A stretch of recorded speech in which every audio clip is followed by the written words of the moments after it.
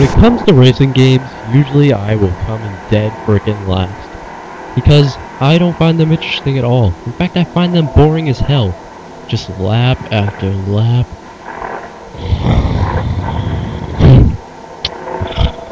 But when Forza Motorsport came out for the original Xbox, I just had to have it. A real life car experience. You got to tune up your car, you got to buy parts for it. Just everything, you know? And then I started this car club, and we all had Lotus Elises, and we were just rolling past everyone. This one guy would make them for us, and we'd destroy any competition, including your precious Ferraris. But that's not the important part. What I'm reviewing today is Forza Motorsport 2 for the Xbox 360. Now, since I played the original Forza Motorsport, I really was hoping for a lot of change, and you know what? They brought it. But not all the change was good, which usually comes with sequels, but I still enjoyed this game. And just like most things I rate or review, and I find it to be highly underrated. I mean, you got other games out there like, oh jeez, I don't know, Gran Turismo was a big one for PlayStation 2 and 1, I guess. And, you know, a lot of people like those games. I find them so boring until I actually jumped on Forza Motorsport 2. You start off at the opening screen, and you get some options. There's Arcade, Career Mode, Xbox Live, and once again, I'm sorry for the crappy visuals. I don't have a good enough camera yet to use on my TV, but I'm going to start out by using Career, and I'm just going to skip over Arcade, because basically all Arcade is free run, or if you want to unlock some time trials, do some trophies, that's basically all that is. What's really going on here is Xbox Live and Career Mode, and if you don't have Xbox Live, I highly suggest you go out and get it. It's only about $60 a year, which isn't that bad. PlayStation is free, but still. What I'm doing here is I just went through my list of cars.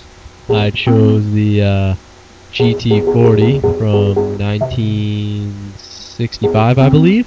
And what's great about this game is it goes from old muscle cars to new cars, like the Lamborghinis and the Ferraris. And now I'm choosing a different setting for my race, which you are given a fair amount of options for your racing. Now, what makes a racing game so great is the maps and the cars. I just chose a selection of maps, and now I'm going to get on my race. And this is really when the game starts to take a turn for the boring to me. Maybe it's because I'm impatient, I have no idea. But you tell me if this is really fair. First off, look at this frickin' loading screen. Ugh, they take frickin' forever to load. I don't want to sound bad, but it takes like a minute. Like, I have a bigger attention span than a minute, but when you're playing a game, you don't want to have to wait that long to race. Especially a game that's just gonna be lap and turn. So, that's my biggest problem with this game, if anything. At all. I don't think I have any other problems with it. Except for just you have to wait! Everything takes so long to wait, and you have to load everything. It has to load all the graphics, and I'm telling you, it has wonderful graphics, great sound, though I know it's hard to see on the TV. Great things.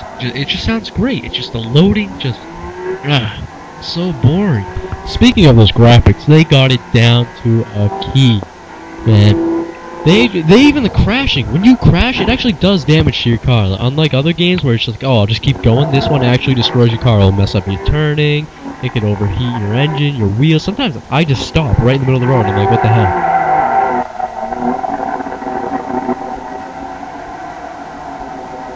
Now come on. There's a real reason why you buy this over any 360 game. Because of the Xbox Live. Right? This game is no exception when it comes to greatness on Xbox Live.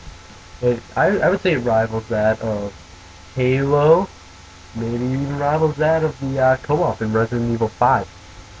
Which, you know, then again, I don't find Resident Evil 5 to be that great of a game. The freaking AI is terrible, but I'll save that for later, if I ever do that 10 times.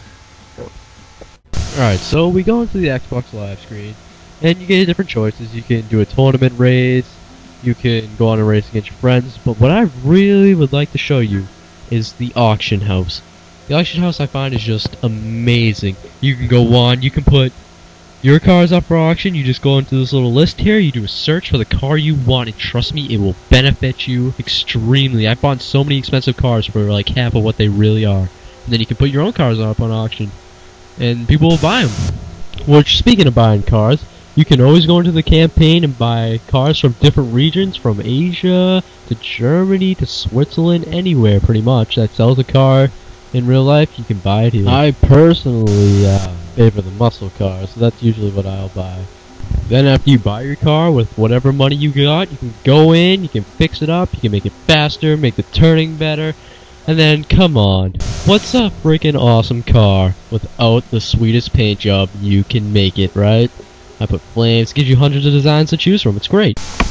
So this in a nutshell is Forza 2.